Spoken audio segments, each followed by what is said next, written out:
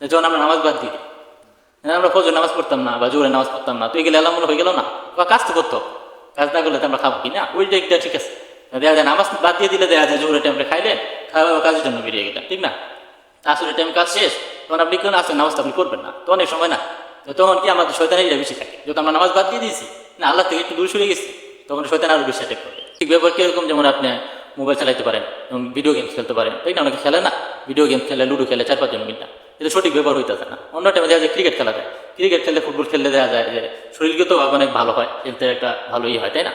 তো এটা করলে দেখা যায় সবই হবে, কারণ আগেও তো সাহাবীরা আমরা খেলতো, তাই না? সকালে খেলতো বা বিকেলে খেলতো, কারণ এটা সুন্নত, খেলাধুলা করা ভালো শরীরের জন্য।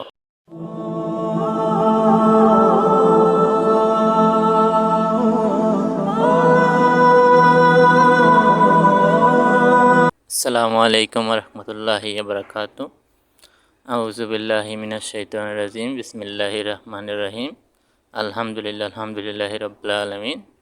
আজকে আমরা ইনশাআল্লাহ সময়ের সঠিক ব্যবহার কীভাবে করতে পারি সেটা নিয়ে আজকে কিছু আলোচনা করব আমরা। ইনশাআল্লাহ ভালো কিছু শিখতে পারবেন, পুরো ভিডিওটা দেখবেন, আশা করি অনেক ভালো হবে। তো এটার জন্য আমরা শুরু করতে পারি এশার নামাজ থেকেই। এশার নামাজ পড়ে আপনারা দোয়া করবেন আল্লাহ সুবহানাহু ওয়া তাআলার কাছে যে ইনশাআল্লাহ আমরা ফজরের সালাত যে আদায় করতে পারি, সেটার জন্য নেক হায়াত যদি দান করে, অবশ্যই ফজরের নামাজ আমরা পড়ব। যদি থাকে, যদি সবসময় উঠেন তো ভালো, দেখা যায় যে অনেক সময় ওঠা যায় না, অ্যালার্ম সেট করে দিবেন যে ফজরের নামাজ যে মিস না হয়, তাহলে সবচেয়ে ভালো হবে। সময় সঠিক ব্যবহার করার এটাই একমাত্র পদ্ধতি, যে প্রথম থেকেই আপনি শুরু করেন ফজর নামাজ থেকেই। তা আপনি যদি সুযোগ পান তবে অবশ্যই পড়বেন ফজরের নামাজটা। পড়ার পরে আপনি জিকির আজগার করতে পারেন, কোরআন পড়তে পারেন, তারপরে যা সময় থাকে একটু ওয়াকিং করবেন, তারপরে যেমন খাওয়া দাওয়া করে আপনি অফিসের জন্য বেরিয়ে যেতে পারেন বা ব্যবসাও করতে পারেন, সেটা আপনার বিষয়। এটা সব হবে, কারণ আপনি সঠিক যে ব্যবহারটা করতেছেন এটার ভিতর থেকেই, যেমন নামাজ পড়লেন, কোরআন পড়লেন, ঠিক আছে, জিকির আজগার করলেন, তারপরে কী করলেন, কর্মের জন্য বেরিয়ে গেলেন। কর্ম কিন্তু আল্লাহরই একটাই, আগে আপনারা নামাজ পড়েন, তারপর কি করেন, কর্মের জন্য বেরিয়ে পড়েন, যে রিজিকের সন্ধান করেন, ঠিক আছে? এটা আল্লাহর হুকুম। কোরআন, এই নামাজ পড়াও কিন্তু আল্লাহর হুকুম, ঠিক না? তো এই দুইটা করলে দেখা যায় আল্লাহর হুকুম পালন করা হয়, তো ইনশাল্লাহ সব হবে। চেষ্টা করবেন এইভাবে করতে। তারপরে দেখবেন যে একটা পর্যন্ত অবশ্যই আমরা কাজ করি সবাই, তারপরে লাঞ্চের সময় হয়, সবারই তো একটা ডিউটি, একটা আছে, তাই না? তো দেখা যায় জোহরের সময় নামাজ পড়তে পারেন, সঠিক ব্যবহার যেটা হয় এভাবে হচ্ছে। আপনি জোহরের নামাজ পড়লেন, পরে আপনি লাঞ্চ করে তারপরে অফিসের জন্য বেরিয়ে গেলেন। যে আসর পর্যন্ত তো আমরা ডিউটি করি, 8 ঘন্টা ডিউটির সময় না করি, তারপরে যেমন আসরের সময় হয়, বেরিয়ে আমরা আসরের নামাজটা পড়ে নিলাম। এটা একটা সময়, একটা সঠিক যে ব্যবহারটা এটা হচ্ছে আপনার দ্বারাই।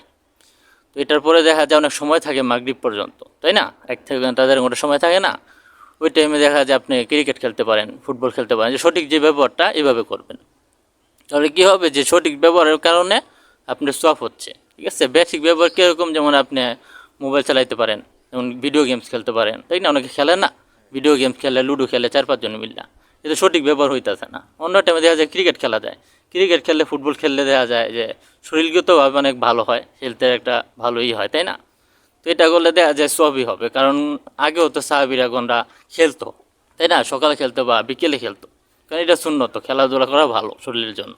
এটা করতে পারেন মাগরিব পর্যন্ত, মাগরিবের সালাত আদায় করলেন, করার পরে একটু জিকির করলেন, আবার দেখা যায় এশার সময় হয়ে যায়, তো আমরা এশার নামাজ পড়ে আবার এভাবে দোয়া করতে পারি, ঠিক আছে, যে আমরা ইনশাল্লাহ ফজর সালাত আবার আদায় করব।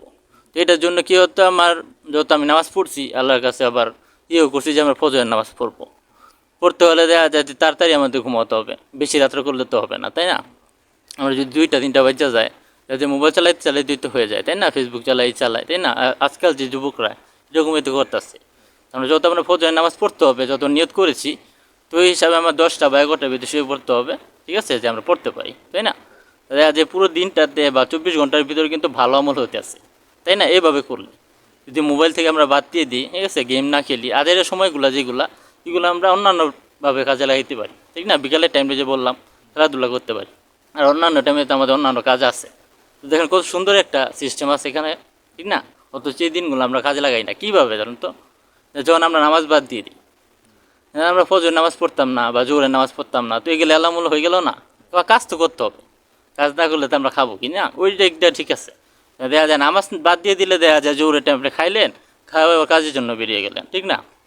তা আসরের টাইম কাজ শেষ, তখন আপনি কেন আসরের নামাজটা আপনি পড়বেন না, তো অনেক সময় না, তো তখন কি আমাদের শয়তানের ইরা বেশি থাকে, যেহেতু আমরা নামাজ বাদ দিয়ে দিয়েছি না, আল্লাহ থেকে একটু দূরে সরে গেছি, তখন শয়তান আরও বেশি অ্যাটাক করবে। তখন দেখা যায় আমরা ভুলও মনে করো ভালো যে আমলগুলো করতে পারবো না, তখন কী হবে, এইসবই করবো, আমরা গেমস খেলবো, সবাই মিলে আড্ডা করবো, আর নাইলে দোকানে যাব, যে ওইখানে গিয়ে ওই যে ক্রিকেটের খেলে না, যে ওভারে কত রান হবে, চলো 7 রান হবে না, 7 হবে না, হ্যাঁ আরও বেশি হবে, ঠিক না? আমরা 100 টাকা 200 টাকা লাগাই দেয় না, এই আজের সময়গুলো গুণা তো হইতেছে, নামাজ পড়তেছি না, তাছাড়া আবার কী করতেছি, আজের সময় কাটাইতেছি, এটার ভিতরে আরও বেশি গুণা হইতেছে।